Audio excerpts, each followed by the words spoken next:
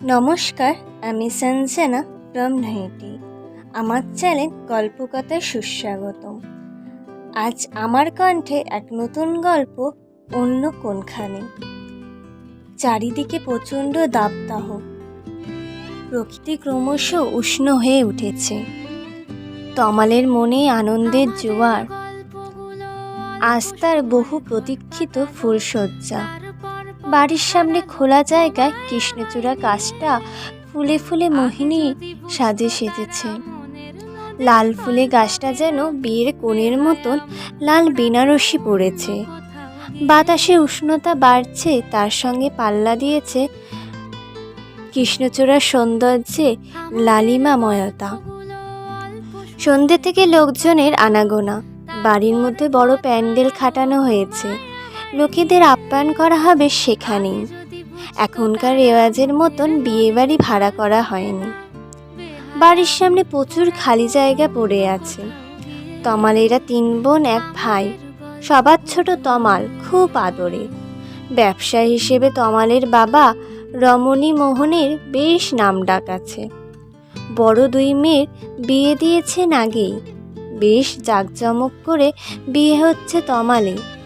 বউ পিউ দেখতে খুব সুন্দরী।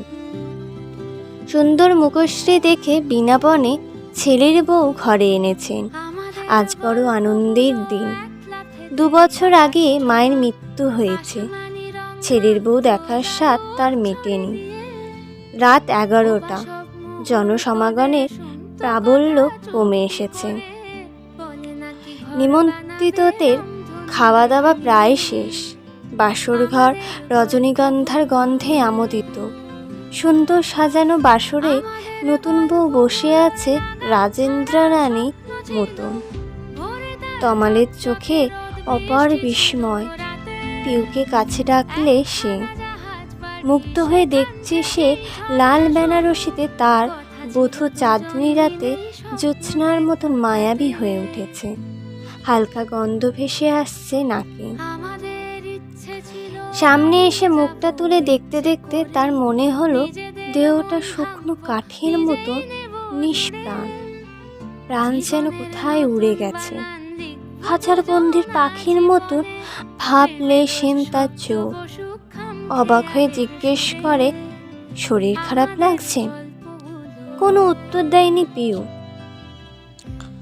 তমালে উষ্ণ আলিঙ্গন ছাড়িয়ে বিছনার একপাশে গিয়ে বসে পড়ে। তমালের দেহে রক্তকণা ফুটন্ত হলে বরফের স্পর্শে কেমন যেন নিস্তেজ হয়ে যায়। হতবুদ্ধি হয়ে দেখতে থাকে সব। মনের মধ্যে উথাল পাথাল, তলপিঠে ব্যথা। বুকের ভেতর নদী ফুঁসে উঠছে মিলনের আকুতিতে। একটু এগিয়ে গেল পিউর দিকে। মনে হয় এ বাধা সে মানবে না। পিউ উঠে একটু দূরে গিয়ে বসল। বালিশে মুখ রেখে কাঁদতে লাগলো। তমাল বলল, এই মধুর রাত এমন করে নষ্ট করছো কেন? এসো, কাছে এসো। বিয়েতে মত ছিল না পিউ। অন্য এক পুরুষের আলিঙ্গন তার বহু আকাঙ্ক্ষিত। মা বাবার অনুরোধ ফেলতে পারিনি। অনিচ্ছুক পিউ জোর না করে তমাল দরজা খুলে বেরিয়ে যায়। পাশের ঘরে গিয়ে সিগারেট ধরায়। ছাদে গিয়ে কিছুক্ষণ কাটিয়ে আবার ঘরে এসে দেখে পিউ ঘুমিয়ে পড়েছে। জুঁই ফুলে লতার মতন দেহ যেন রোদের তাপে নিস্তেজ। সকাল হয়ে গেছে। বাড়িতে অনেক লোকজন। তমালকে পাওয়া যাচ্ছে না। সে যেন চলে গেছে অন্য কোথাও। ফিরল অনেক রাতে। ব্যাপারটা যে অন্যরকম এটা বুঝতে বাড়ির লোকজনের অসুবিধা নয়। রাতে পিউ তমালকে বলে, আমাকে ছেড়ে দিন। এখানে থাকলে আমি বাঁচব না। বাড়িয়ে পাঠিয়ে দিন যত তাড়াতাড়ি সম্ভব। অনেক বোঝানোর পরে সবার অনুরোধ প্রত্যাখ্যান করে সে বাড়ির একজন বয়স্ক লোক দিয়ে তমাল তাকে ফেরত পাঠিয়ে দেয়। মন থেকে মুছতে পারে না সেই মুখ। মনের মধ্যে খচখচ করে বেঁধে কাটা। কি নেই তার মধ্যে? দুরন্ত পৌর সদস্য, টাকা আর অমূল্য ভালোবাসা কি নেই? তবে কেন চলে গেল প্রিয়া? লাল বেনারসি পরা একটা মুখ স্বপ্নে আসে। দুরন্ত মিলন হয় স্বপ্নে, বাস্তবে আর দেখাই হয় না। এরপর কয়েক বছর কেটে গেছে, ডিভোর্স হয়ে গেছে দুজনের। তমালের আবার বিয়ের কথা উঠেছে, রাজি হয়নি তমাল। আঘাত থেকে এখনো রক্তক্ষরণ হচ্ছে তার। পৌরস্যের এই অপমান অসহ্য তার কাছে। পিউর প্রেমিক কুনাল একটা চাকরি পেয়েছে, দুজনেই প্রায় দেখা হয়। মেলামেশে এখন আর রাগ ঢাক নেই, দুরন্ত তাদের অভিসার। বিয়ের কথা টালবাহানা করতে থাকে কুনাল। এরপর 2 মাস আর তাদের দেখা হয়নি। বন্ধুর মুখে পিউ শুনতে পায় রসুলপুর গ্রামে এক ধনী কন্যার পানি গ্রহণ করে সে সেখানেই বসবাস করছে। মাথায় আকাশ ভেঙে পড়ল পিউর। এত বড় প্রতারণা, যাকে সব কিছু উজাড় করে দিয়েছে, ভালোবেসেছে একান্ত করে। বড়লোকে একমাত্র ছেলেকে প্রত্যাখ্যান করেছে, ধন দৌলত ঐশ্বর্য সব ত্যাগ করেছে শুধু প্রেমটুকু বজায় রাখতে। এ কি তার উপযুক্ত জবাব?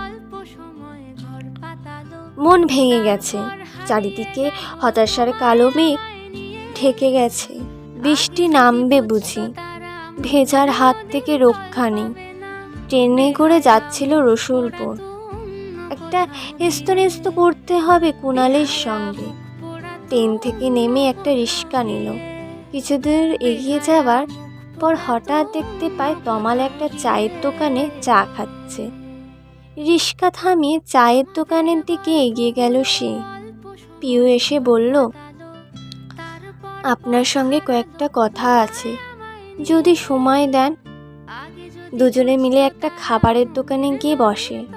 সব কথাই জানায় তাকে। মন দিয়ে শুনছিল তমাল। বলল, আমাকে কি করতে হবে? লজ্জার মাথা খেয়ে পিউ বলল, আবার নতুনভাবে জীবনটা শুরু করা যায় না? তার ভুলের কোনো মাপ নেই, তবুও যদি সে তাকে ক্ষমা করে, কাছে রেখে নেয়। তার সম্ভব নয়, উত্তর দিল তমাল। 1 মাস আগে বিয়ে করেছে সে, বউকে ত্যাগ করবে কি করে? পিউর মাথাটা অসহ্য ব্যথা, ছিঁড়ে পড়বে যেন। হতাশার নদীতে ডুবতে ডুবতে কি করে যেন বাড়িতে ফিরে এসেছে। তখন বেশ রাত, বৃষ্টি পড়ছে, জানলাটাও বন্ধ করেনি। চারিদিকে জলে ভরে গেছে। দূরে একটা নৌকা দেখা যাচ্ছে, যাত্রীকে তার বড্ড চেনা চেনা লাগছে। অনেক কষ্টে নৌকার কাছে গেছে। নৌকায় উঠতে উঠতেই ঝড় শুরু হয়ে নৌকায় টালমাটাল যেন ডুবতে বসেছে। হাওয়ার তোড়ে পড়ে গেল সে, ডুবে যাচ্ছে অতলে। সঙ্গীর মতন কে যেন হাত ধরে টেনে তুলল তাকে। তাদের ফুলশয্যা হচ্ছে।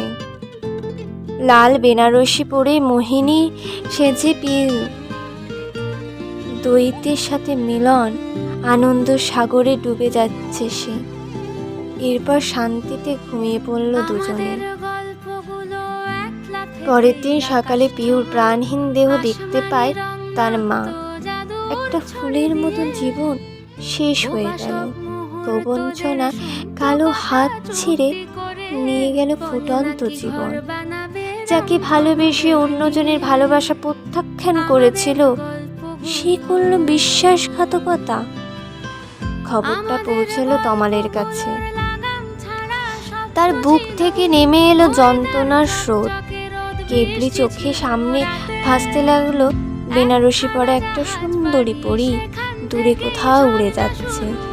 পড়ে আছে তার ফেলে দেওয়া জীবনের সৌরভ। দূরে প্রকৃতির অঝেরে কাঁদছে বৃষ্টির ফোঁটার সঙ্গে।